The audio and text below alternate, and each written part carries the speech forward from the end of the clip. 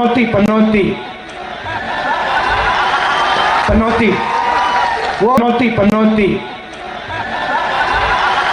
पनौती वो अच्छा भला वहां पे अच्छा भला हमारे लड़के वहां पे वर्ल्ड कप जीत जाते, वो वहां पे पनौती हरवा दिया।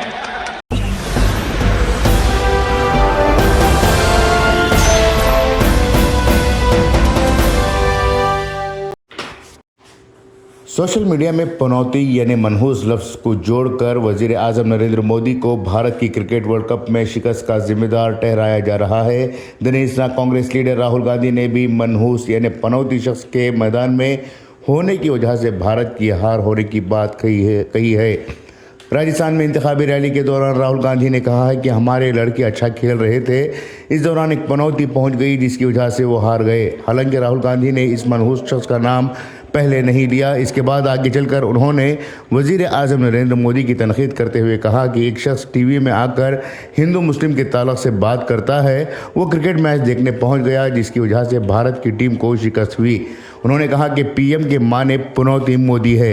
इस दौरान उन्होंने कहा कि गौतम अदानी का जेब भरने के लिए पीएम मोदी ने हमेशा लोगों का ख्याल भटकाते रहे।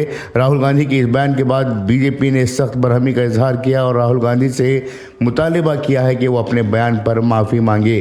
भारत के वज़ीर आज़म को लेकर इस तरह का बयान नहीं देना चाहिए। राहुल गांधी को शर्म आनी चाहिए कि वो वज़ीर आज़म के ताल्लुक से नाज़ेबा अल्फाज इस्तेमाल कर रहे हैं। बीजेपी के सीनियर लीडर रविशंकर प्रसाद ने कहा कि जिस वक्त गुजरात में नरेंद्र मोदी वज़ीर आला थे, उस दौरान सोनिया गांधी ने मोदी को मौत का दलाल कहा था। इसके बाद से गुजरात में कांग्रेस का नामो निशान मिट गया है। ब्यूरो रिपोर्ट, इनकलाब न्यूज़, जयपुर।